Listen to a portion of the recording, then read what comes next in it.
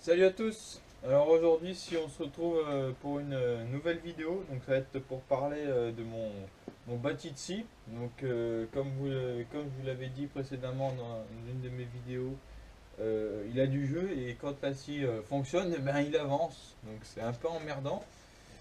Donc on va reprendre ça au poste à souder parce que vu que c'est un montage rifté à chaud, le mieux c'est d'y souder parce que bon, vu que c'est pas démontable, autant y souder. Donc voilà. Donc quelques news quand même. L'autre jour, hier, j'ai été contacté par un viewer, un mec qui regarde mes vidéos, et il m'a demandé que je fasse des vidéos sur le tournage basique, on va dire, sur les bases du tournage. C'est vrai que jusqu'à présent, j'ai pas fait beaucoup de vidéos vraiment didactiques sur le tournage parce que j'étais plus concerné en fait si vous voulez quand je vous montre mes petits projets que en fait c'est le but de réaliser le projet et non d'apprendre le tournage. Donc le mieux ce serait que je voie ça. Donc il m'a dit qu'il avait acheté un Tourenco pour moins que rien et ça je trouve c'est vraiment pas mal parce que les Tourenco en général ils sont pas donnés, c'est des tours même sans accessoires, juste un mandrin puis une tourelle basique donc avec une espèce de griffe sont vendus hors de prix. C'est exorbitant les prix, ce qui est normal d'ailleurs, parce que ce sont des tours qui sont de très bonne réputation et qui sont vraiment costauds et on peut faire du très bon travail au centième du minute. Donc j'essaierai de faire ça à l'avenir, donc du tournage basique, je ferai quelques vidéos, je montrerai aussi peut-être quel type de tour acheter pour ceux qui envisagent d'acheter des machines-outils et puis qui osent pas ou qui, je sais pas, pour une raison. Donc j'essaierai de faire une vidéo là-dessus et ça pourrait être intéressant. Donc voilà, donc on va se retrouver tout de suite sur mon châssis de scie. Donc voilà un peu le châssis de ma scie. Donc c'est un châssis qui est costaud, mais bon le problème c'est qu'il a du jeu. Et j'ai commencé à rattraper ça donc en mettant des cordons de soudure donc qui sont pas chouettes parce que j'en fais plusieurs fois des passes. J'ai d'abord parce qu'il y a des espèces de trous là d'assemblage donc qui ont été faits durant l'assemblage de l'engin du bâti. Je vais me servir de ça pour pouvoir souder correctement donc différents. Je souderai ici, je vous montrerai là. C'est où qu'il y a du jeu. Là, j'ai déjà rattrapé un gros bout avec cette partie-là. Donc, ça venait principalement de cette zone-là. Donc, on regardera sur quoi on peut faire d'autre. Donc, c'est ce que je disais, un châssis costaud. Donc, ma scie est posée dessus et puis simplement, elle tient juste par un serre-joint parce que c'est une scie qui est. Bon, pour pas regarder l'installation électrique parce que c'est juste un condo. J'ai pas encore eu le temps de faire ça correctement. Mais normalement, l'électricité, c'est ce qui passe avant tout. On est d'accord. Mais moi, bon, bah, voilà, j'ai pas. Je vais rajouter un condensateur. Non, le condensateur y était, mais je l'ai rebranché correctement. Donc voilà, c'est une scie transportable, elle s'emmène un peu partout. C'est l'avantage de cette scie. Elle coupe bien. Donc en général, je coupe des barres de ce diamètre-là ou plus grosses. J'ai déjà coupé des fers plats comme celui-là. Aucun problème, hein. Ça coupe du tonnerre, comme on peut dire. Donc voilà le travail qui nous attend. Et je voulais aussi revenir donc sur les différents savoir comment je vais dire ça moi utiliser un poste à souder, voilà les bases, les principes de ça, d'utilisation d'un poste. Je vous montrerai ça et on regardera ça. Donc voilà, on a descendu d'un cran. Donc pour présenter un peu mon poste, donc j'avais déjà fait vraiment pour dire avec quoi je soudais dans une vidéo où je faisais un tire-pince. Donc voilà. Donc moi, j'utilise principalement ça. C'est un poste à souder qu'on appelle à l'arc. C'est un poste souvent appelé un poste à souder qui est du pauvre parce qu'en fait on a besoin que de courant électrique pour faire fonctionner ce truc-là. C'est un poste Bester, donc c'est un Lincoln électrique. C'est exactement les mêmes, sauf que c'est un autre nom. Bester, c'est une marque, que je dise pas de conneries, c'est une marque polonaise. euh, une marque polonaise de poste à souder. Et donc, voilà un peu ce que ça ressemble. Donc c'est technologie inverteur, ce qui permet d'avoir une... Donc il faudrait regarder un peu de quoi ça correspond à inverteur, parce que déjà mon variateur est aussi une technologie inverteur. Donc je sais pas, regardez, c'est vrai que je me suis pas renseigné spécialement sur le sujet. Donc il a, il est super léger comme poste. Il fait 6, combien c'était marqué? 6 kg et quelques quoi, je crois. Ouais voilà, 6 kg 7. Donc on a à peu près 7 kg de poste à souder. Donc faut savoir que c'est incroyable ce qu'on a là.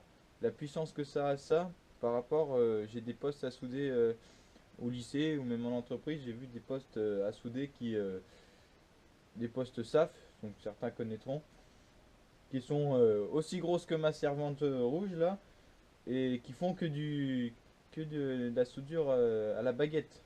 Donc c'est énorme de transformateurs qu'on a là-dedans pour finalement bah, alors que ça suffit quoi. Enfin bon, c'était avant l'électronique de puissance tout ça. Parce que là tout ça fonctionne avec l'électronique de puissance. Il est DC. DC c'est veut dire en gros que c'est du courant continu. Donc courant continu c'est ce qu'on utilise souvent on utilise presque souvent pour ce type de soudure là. Donc un plus un moins les deux bornes ici. Donc on a un transformateur, une alimentation, un redresseur qui permet d'envoyer de la patate donc 160 ampères. Donc c'est des transformateurs qui transforment vraiment des grosses puissances. On commence à avoir des- un fort ampérage en 160 ampères avec une baguette de 4 mm. Ça commence à envoyer, croyez-moi. Donc il fait aussi soudure, soudure au TIG. Donc soudure au TIG, c'est une soudure qui est TIG lift, c'est marqué bien sûr. J'ai oublié de le faire là. TIG, c'est-à-dire c'est du tungstène, ça veut dire tungstène inert gaz. Donc c'est une torche en fait. Ça se présente sous une sorte de torche. Donc on fait arriver un gaz et le fil d'alimentation donc dans cette torche. Donc en général c'est de l'argon en gaz. Et on arrive à avoir des très bonnes finitions avec ça. Donc on peut faire des tout petites soudures. Je sais pas si certains ont déjà fait de la soudure à l'arc, mais s'ils en ont déjà fait, ils savent certainement que la soudure en l'arc, ça en met partout. Quand ça en met partout, il y a plein de petits bouts d'acier un peu de partout. Donc l'avantage avec le TIG, c'est qu'on n'a pas ce problème-là. Par contre, le désavantage, c'est qu'il faut transporter une bouteille de gaz. Et le gaz, c'est particulièrement cher, surtout pour la soudure comme ça. Et comme moi, c'est vrai qu'un poste TIG ici, ce serait intéressant d'en avoir un, mais le problème, c'est le prix. Ça coûte cher le gaz. Déjà, j'avais déjà regardé pour un poste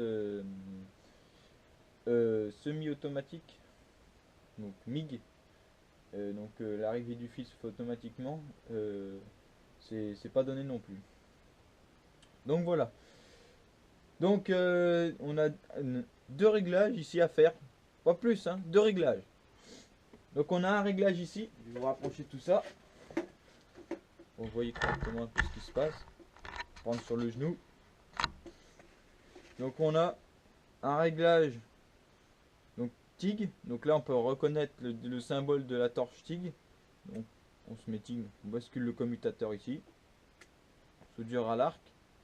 On bascule en bas. C'est pas compliqué jusqu'à présent. Pour de la soudure, hein. Ensuite, on a un potentiomètre. Potentiomètre, c'est très intéressant quand il faut. C'est très utile. Très intéressant, qu'est-ce que je dis moi? On s'en sert pour régler l'intensité de notre arc électrique. Parce qu'il faut savoir que c'est l'arc qui fait fondre notre baguette. On a une baguette ici, par exemple. Là, on a une lame. une lame en acier dedans qu'on fait fondre. Donc l'enrobage autour, c'est pour aider la baguette à fondre. C'est ce qui fait aussi le laitier. Sur une soudure à l'arc, vous verrez, ça fait du laitier ça.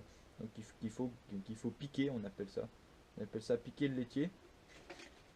Bon, je vais redescendre ça parce que ça fait 26 kg, mais au bout d'un moment, ça fait mal aux genoux. Donc on soude avec ça. Ça, c'est une baguette à l'arc. Une baguette, oui, une baguette à l'arc, quoi. Donc en général, c'est la soudure, on appelle ça du pauvre. Donc je suis désolé du nom, de montrer la soudure du pauvre, mais quand c'est ça, quand vous savez vous en servir, c'est la soudure en fait, on peut pas s'en lasser. C'est le fait de souder en fait, c'est, je sais pas, je sais pas, je trouve que c'est hyper bien à faire la soudure. Moi, c'est un truc que j'aime bien faire. Donc voilà, donc après vous avoir présenté rapidos le poste, je pense que le mieux c'est de se mettre au boulot. Donc voilà, si je travaille assis, c'est parce que vraiment le châssis est bas et sinon j'ai le dos complètement cassé. Donc c'est pas que je suis grand, mais ça c'est extrêmement bas. Et puis voilà, donc j'avais pas envie de m'embêter à faire un autre châssis. Ça, je trouvais que ça allait bien. Donc allons, partons là-dessus. Donc je vais commencer de meuler. Donc attention avec cet outil-là, c'est hyper dangereux. Ça rigole pas, ça tourne à 10 000 tours. Celle-là c'est 10 000 tours. Donc il y en a certaines, elles sont variables. Donc celle-là c'est une de base, on va dire. Mais elle fait tout celle-là. Elle est increvable. Et quand je vais dire ça, je vais avoir un problème.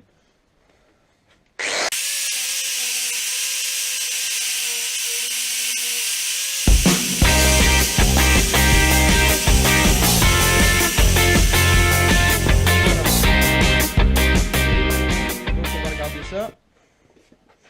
Je vais me lever de ce tabergeau. Hop. Donc voilà un peu une prise de masse. Voilà. Prise de masse. Donc on a les écrous en cuivre. Donc je vais la mettre à l'endroit prévu. Voilà. Peut-être plus dans ce sens-là.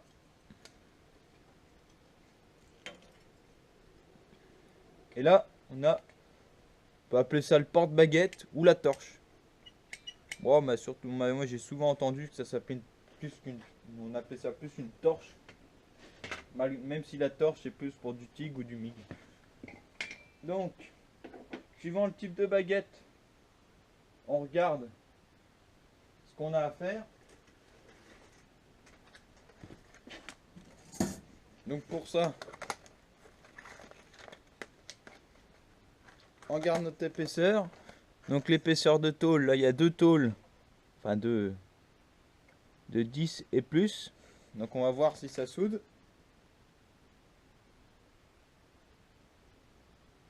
Donc il faut être à plus de 150 ampères. Donc on va regarder ça tout de suite. Donc 150 ampères, il faut faire attention. Oh.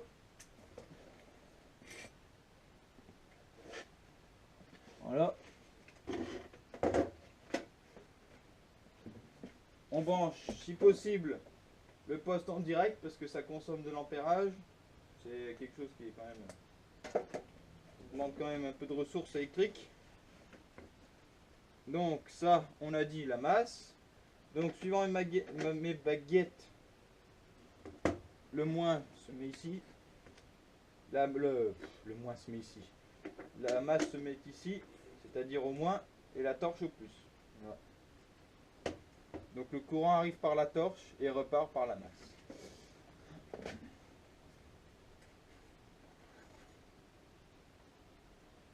Donc techniquement, pour souder ça, il faut plus qu'une baguette de 2,5. Ici, c'est ma baguette que je me préférais puisque c'est celle qui sert à tout finalement. On peut souder de petites choses avec et sans avoir de très gros...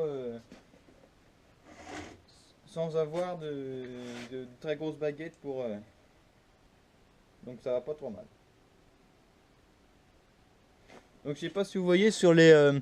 donc on a différents porte-torches, il y en a qui se vissent. Moi j'ai avec une pince, donc c'est le type commun qu'on trouve le plus souvent.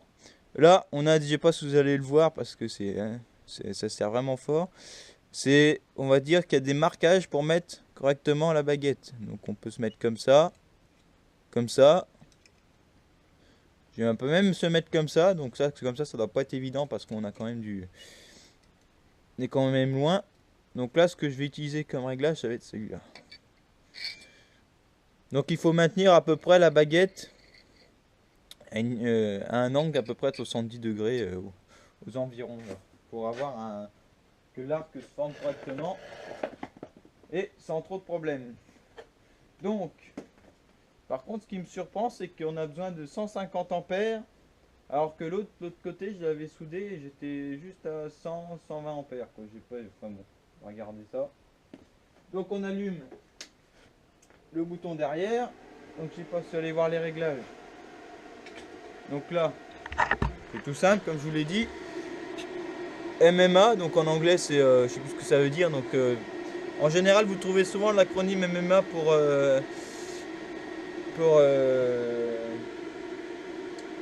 pour la soudure à la baguette. Et on trouve TIC pour le soudure au cométal d'apport, à la torche. Et on trouve aussi MIC pour le semi-automatique. Donc là, potentiomètre d'ampérage. On va déjà se mettre à 120 ampères pour pas commencer trop dur. Donc il faut faire attention avec la soudure, aux vêtements, à l'endroit aussi, pour éviter qu'on soit trop... des endroits qui soient pas trop inflammables quand même. Donc on va se mettre sous cet angle là, ce sera pas mal.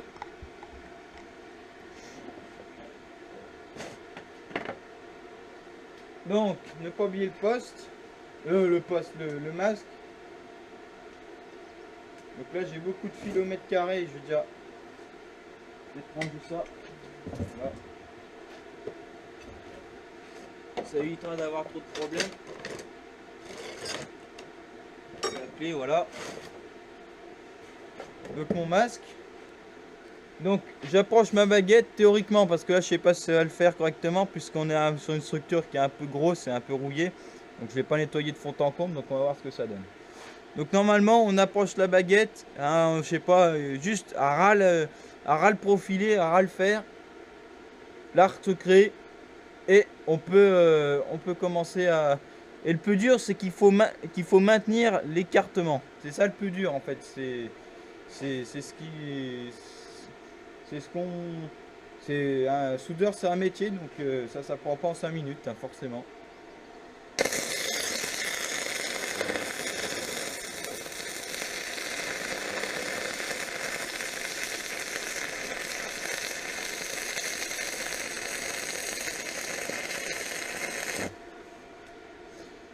Donc voilà, je suis surpris de la puissance que ça a quand même. Je vais baisser un peu, on va se retourner à 100 ampères. Donc là, si vous voulez ressouder par-dessus là, parce que moi ce que je vous montre c'est pas de la vraie soudure, c'est pas de la... Il faut casser cette saloperie de laitier là.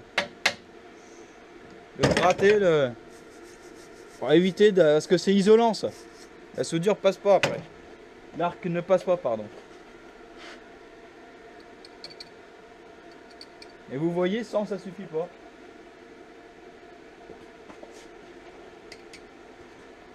Les vrais soudeurs doivent bien rigoler quand même, en me voyant.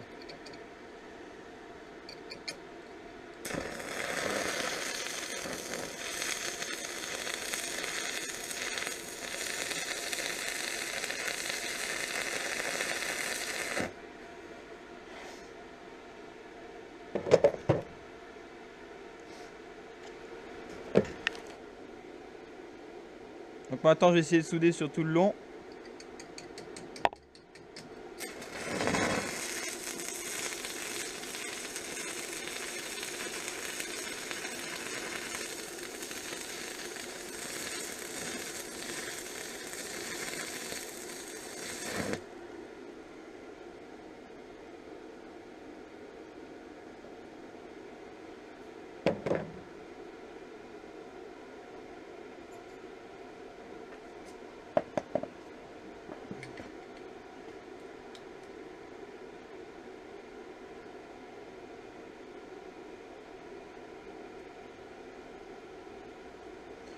Donc je sais pas si on va le voir correctement dans la vidéo, mais je peux vous assurer qu'il y a de la puissance là.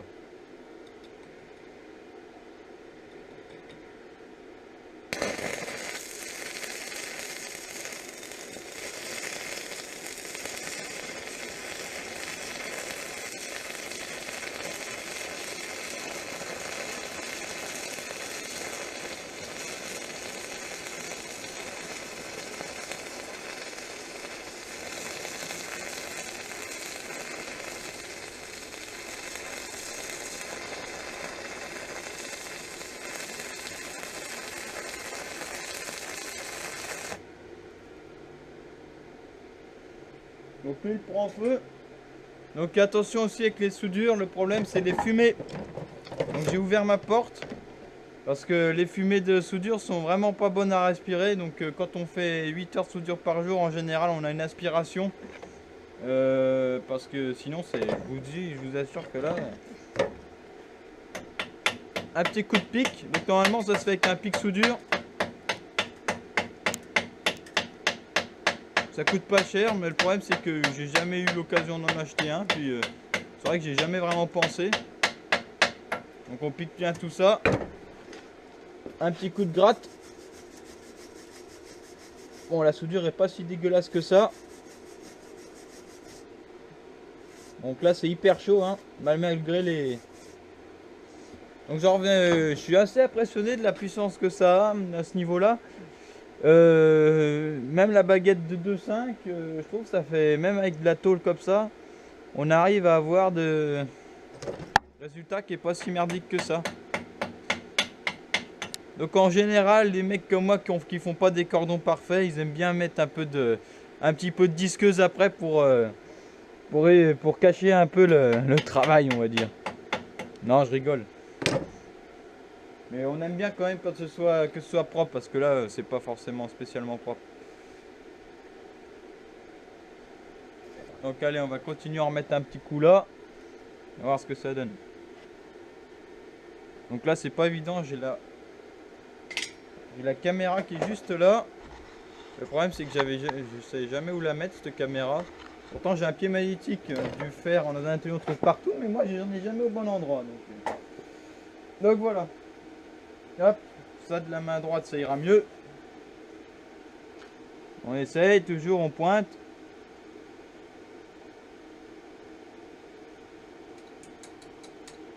Donc là, vous pouvez le voir, lame ne touche pas le fer. Donc en général, on tapote pour casser l'enrobé de la baguette.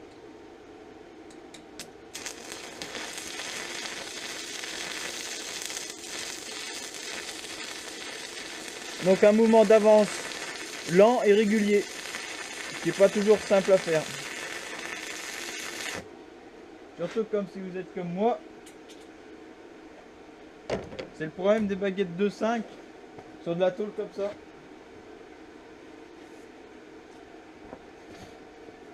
Donc là ça allait, j'arrivais à avoir un bon pâté de soudure. Bon, certains diront que j'ai scié dessus, mais bon.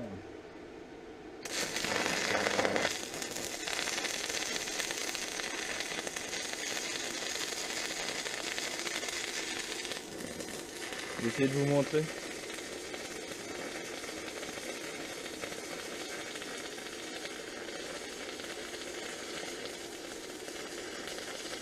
Donc c'est pas évident.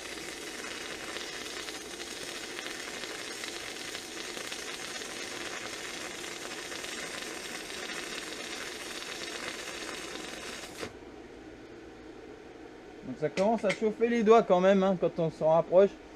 Donc là on peut voir que c'est de la vraie soudure, c'est-à-dire que là maintenant, ce qui était un assemblage devient un seul bout de ferraille. C'est ce qui est intéressant avec ça. Contrairement à de la soudure de, comment je vais dire, contrairement à de la soudure de cuivre par exemple, on soude avec de la brasure, tout ça, c'est pas pareil.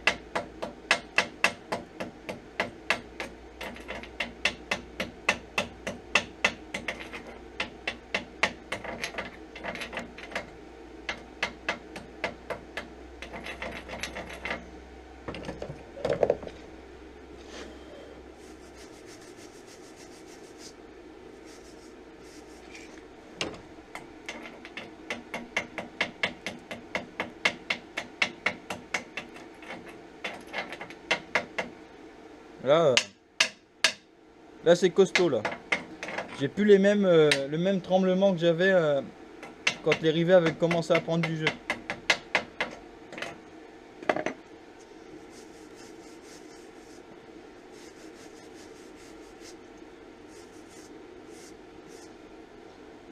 Donc il manque quelques petits points par-ci par-là. Je vais essayer de rectifier ça.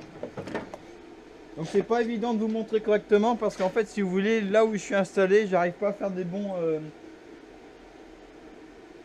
j'arrive pas à avoir de bons de bons résultats parce que j'ai la caméra, j'arrive pas à passer mon masque correctement. Donc, puis si je vous arrive correctement, la caméra, vous allez plus rien voir. Marc, je vais essayer quelque chose d'autre.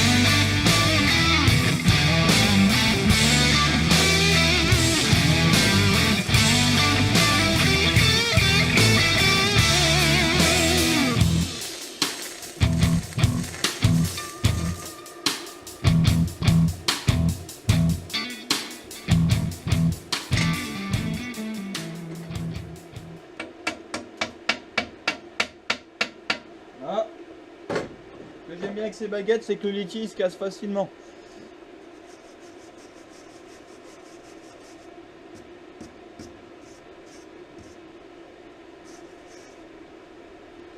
Donc il commence vraiment à avoir chaud, il fait vraiment très chaud. Il doit faire facilement 25-26 là-dedans. Donc c'est chaud, chaud, chaud. Donc voilà, après m'être plaint de la chaleur puis la fumée environnante là-dedans, on peut regarder un peu tout ce qui est mes soudures. Donc elles sont pas chouettes, je vous l'accorde. Moi je le dis qu'elles sont pas chouettes, mes soudures, c'est bon. Celle-là est pas trop mal. Mais bon, moi je soude vraiment pas souvent comme ça. C'est vrai que on a plus l'année dernière ou même quand je faisais mes stages en entreprise, on avait plus tendance à souder au TIG plutôt qu'à la baguette parce que bon, en entreprise forcément ils ont plus de moyens que chez moi. Et le TIG c'est vraiment pour faire de la soudure mécanique. Si vous voulez voir d'ailleurs des beaux, comment dire, des beaux points de vue au niveau de la soudure TIG, vous pouvez aller voir une chaîne que je recommande, ça s'appelle Welding Tips and Tricks. Donc c'est une chaîne que je suis abonné. Donc c'est un monsieur qui nous montre un peu toutes les techniques de soudure et ce qu'il fait un peu dans son petit atelier. Donc voilà. Donc il me semble bien que c'est un soudeur professionnel. C'est d'ailleurs pour ça que vous pouvez voir de très beaux. Donc là c'est encore chaud, hein. Là c'est le problème de la soudure, ça a tendance à déformer la matière. Donc en général, quand on pointe, là c'est de la grosse ferraille, donc ça gêne pas. Et quand on pointe, en général sur des petits morceaux, quand on veut souder des petites tôles de cette épaisseur-là, en général on fait un point et pour déjà la tenir, et ensuite on peut faire plusieurs petits points et sans éviter justement que ça chauffe trop, donc sans trop d'empérage. Donc la pince de masse, elle n'a pas chauffé. Là c'est excessivement chaud. Donc l'autre il y a Il y en a une de ce côté-là, au niveau de la cisaille, là. Voilà, une là, donc j'aurais pu la faire en démontant la cisaille, mais ça a déjà rigidifié l'ensemble, là.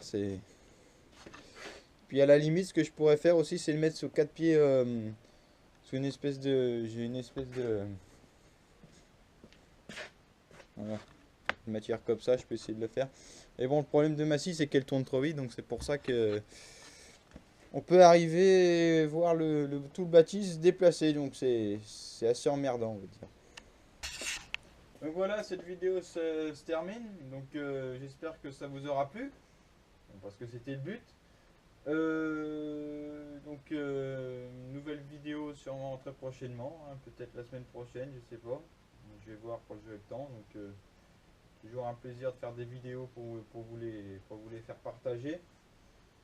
Ça fait plaisir que de nouvelles personnes arrivent presque tous les jours, quotidiennement maintenant, pour voir visionner ma chaîne et laisser quelques commentaires, ça fait plaisir. Euh, donc j'ai eu dernièrement la dernière vidéo au sujet des affûtages des forêts, et j'étais un peu déçu au niveau d'un commentaire de Desmes qui m'a dit en gros que ma technique était complètement pourrie et que fallait supprimer, mieux valait supprimer la vidéo. En gros, c'était ça. Et non, je ne supprimerai pas la vidéo parce que cette vidéo peut toujours servir à certaines personnes. Il m'a dit que j'avais trop de confusion, mais non, c'est faux parce que je pense avoir été clair sur le sujet. Donc peut-être que pour lui, c'est ce qu'il maîtrise le mieux, l'affûtage des forêts. Moi, c'est quelque chose que je fais quotidiennement. J'ai jamais rencontré de problème, j'ai toujours utilisé cette technique. J'ai peut-être pas montré, c'est vrai. C'est vrai que j'ai peut-être pas montré correctement la technique, c'est vrai, je vous l'accorde, c'est vrai. Je lui accorde ça. Peut-être. Donc voilà.